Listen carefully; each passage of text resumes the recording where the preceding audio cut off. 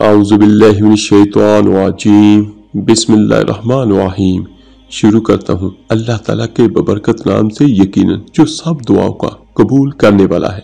अस्सलामु अलैकुम वरहमतुल्लाहि वबरकातुहू। मेरे अजीज भाइयों बहनों और बच्चों, आज की ये वीडियो इस लिहाज से बहुत अहम है कि इसमें मैं आपको वो बयान करूँगा जो हमारे लिए बहुत कीमती है, हम सब के लिए। आज की इस वीडियो में मैं आपको उस शख्स का बयान करूंगा जिससे अल्लाह नाराज रहता है, और इसके साथ साथ मैं आपको बयान करूंगा कि अल्लाह ताला से कैसे दुआ मांगे और कौन सी हालतें हैं जिनमें दुआ कबूल होती है। मेरे अजीज भाइयों, सबसे पहले तो ये बात सुन लें और समझ लें कि जो अल्लाह का बंदा या अल्लाह की बंदी अल्लाह ताला से नहीं मांगता दुआ में, उससे अल्लाह ताला नाराज होता है। तो ये देखिए कितनी बड़ी ये बदनसीबी है हमारे लिए। एक तो हम अल्लाह से ना मांगे और दूसरा हमारा वो खालिक, हमारा वो अल्लाह हमसे नाराज हो जाए, माज़ अल्लाह।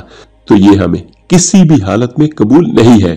मेरे अजीज भाइयों, हजरत अब्दुल्ला बिन उमर रज़ी अल्लाह ताला अन्हु फरमाते हैं, जिसका मफहूम कुछ यूं है कि रसूल अकरम सल्लल्लाहु अलैहि वसल्लम का इरशाद पाक है, जिस शख्स के लिए दुआ का दरवाजा खोला गया यानी दुआ की तौफीक दी गई, उसके लिए गोया रहमत के दरवाजे खोल दिए गए। और जो चीज अल्लाह से मांगी जाती है उनमें सबसे ज्यादा अल्लाह के नजदीक पसंदीदा आफियत है। तो इसके बारे में एक कुरानी दुआ भी मैं आपको बयान कर देता हूँ और साथ ही आपके साथ शेयर भी कर देता हूँ। इसको भी ज्यादा से ज्यादा पढ़ें। बिस्मिल्लाहिर्रहमानिर्रहीम। रब्बना आतना फिद दुनिया हसनतन व फिल आखिरति हसनतन व किना अज़ाबन नार। इसका कमो पेश मैंने ये बनता है, ऐ हमारे रब, हमें दुनिया में भलाई अता फरमा और आखिरत में भलाई अता फरमा और हमें आग के अजाब से बचा। मेरे अजीज भाइयों, ये सूरह अल बकरा की आयत है और इसी का तर्जुमा कमो पेश मैंने आपको बयान किया है।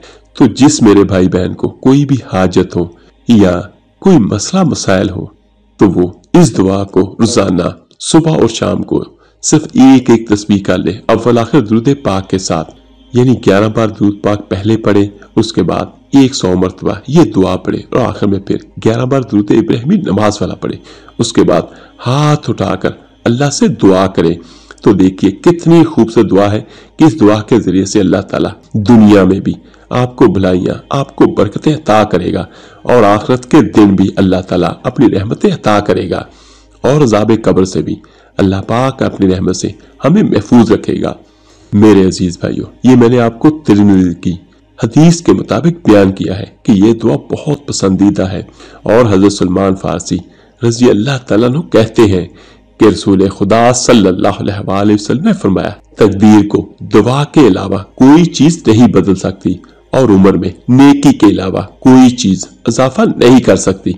ये तिरमिज़ी की हदीस है और हदीस शरीफ में आया है कि अल्लाह के रसूल सल्लल्लाहु अलैहि वसल्लम ने इरशाद फरमाया, दुआ मांगना इबादत है।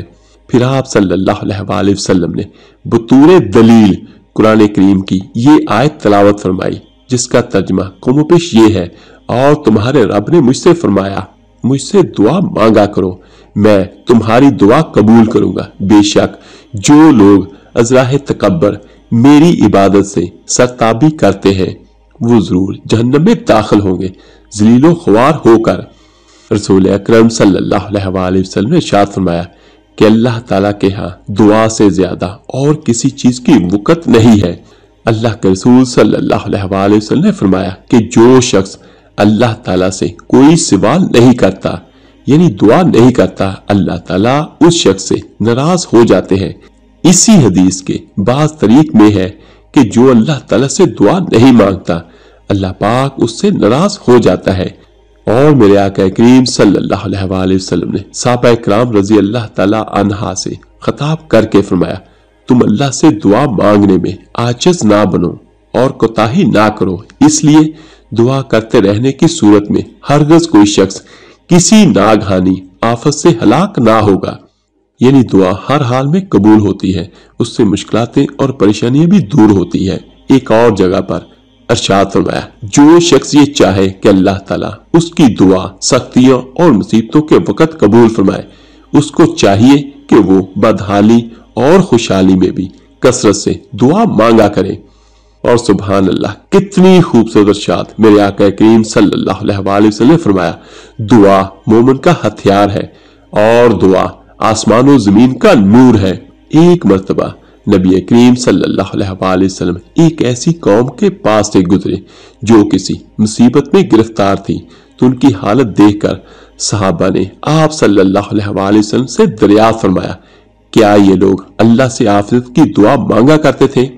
तो रसूल अल्लाह सल्लल्लाहु अलैहि वसल्लम ने इरशाद फरमाया कि जो भी मुसलमान किसी चीज के मांगने के लिए अल्लाह ताला की जानिब अपना मुंह उठाता है और दुआ मांगता है और अल्लाह ताला उसको वो चीज जरूर देते हैं या वही चीज इसको फिलफूर दे देते हैं या इसके वास्ते दुनिया आखिरत में उसको जखीरा कर देते हैं।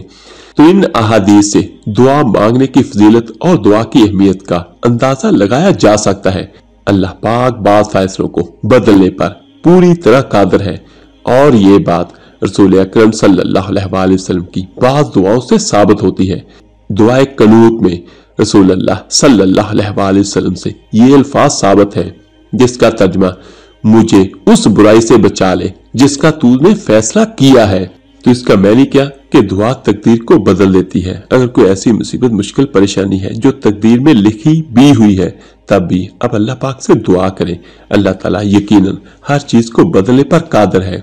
तो मेरे अजीज भाइयों, अब मैं आपको बयान करूंगा कि दुआ कैसे मांगे।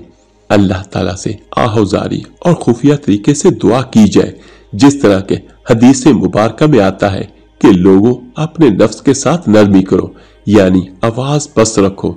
तुम जिसको पुकार रहे हो वो बहरा है ना गायब, वो तुम्हारी दुआएं सुनने वाला और करीब है। दुआ में ज्यादती ना की जाए, यानी अपनी हैसियत और मर्तबे से बढ़कर दुआ ना की जाए। इस्लाह के बाद फसाद ना फैलाया जाए, यानी अल्लाह की नाफरमानी करके फसाद फैलाने में हिस्सा ना लिया जाए। उसके अजाब का डर भी दिल में हो और उसकी रहमत की उम्मीद भी हो। इस तरीके से दुआ करने वाले मोहसिनीन में यकीनन अल्लाह ताला की रहमत उनके करीब है। तफसीर सूरह अहराफ आयत नंबर 56 और 55।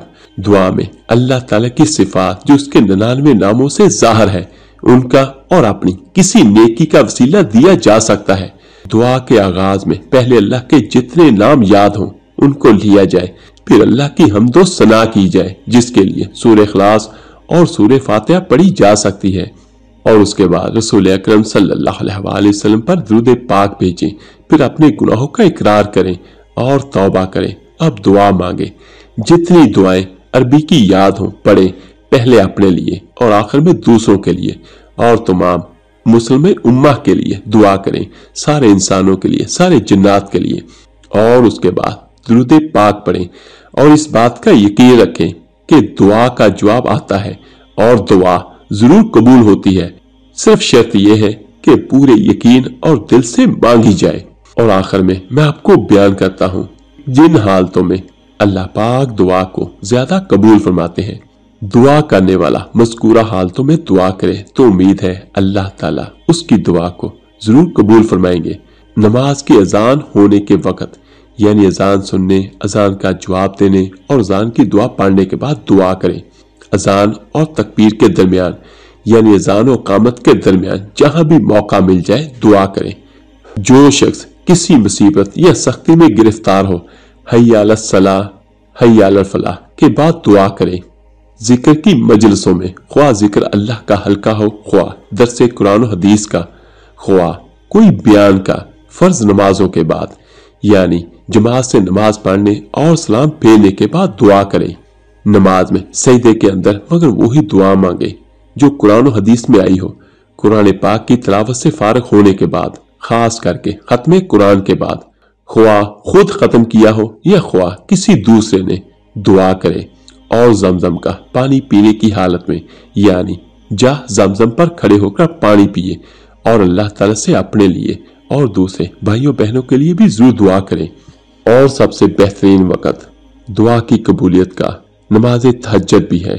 जो मेरा भाई बहन 5 वक़्त की नमाज पढ़े वो तहज्जुद की नमाज भी पढ़े और उस वक़्त अल्लाह ताला की रहमतें इंसानों को पुकार रही होती हैं, तो उस वक़्त भी दुआ करना बहुत ज्यादा कबूलियत का बायस है। اور آخر میں سبھی بھائی سبھی بہنیں ہاتھ اٹھا کے اللہ تعالیٰ کی بارگاہ میں دعا کریں، اللہ پاک سب کی خالی جھولیوں کو بھر دے۔ یہ مقدس لمحات ہیں، اللہ پاک ہر کسی کو اس کی جو بھی جائز خواہش ہے، حاجت ہے، اللہ تعالیٰ اپنے غیب کے خزانوں سے عطا کرے۔ اور جو میرا بھائی بہن کسی مشکل کسی پریشانی کا شکار ہے، چاہے وہ انسان ہو چاہے وہ جنات ہو، تو اللہ تعالیٰ سب کی مشکلات و پریشانی کو ختم کر دے۔ آمین ثم آمین۔ آپ میرے لیے دعا کیجیے گا، میں آپ سب کے لیے ضرور دعا کروں گا۔ اس ویڈیو کو لائک اور شیئر ضرور کیجیے گا صدقہ جاریہ سمجھ کر۔ تو ملتے ہیں جلدی انشاءاللہ ایک نئی ویڈیو عمل کے ساتھ۔ اللہ پاک آپ کا اور آپ کی فیملی کا حامی و ناصر ہو۔ اللہ حافظ۔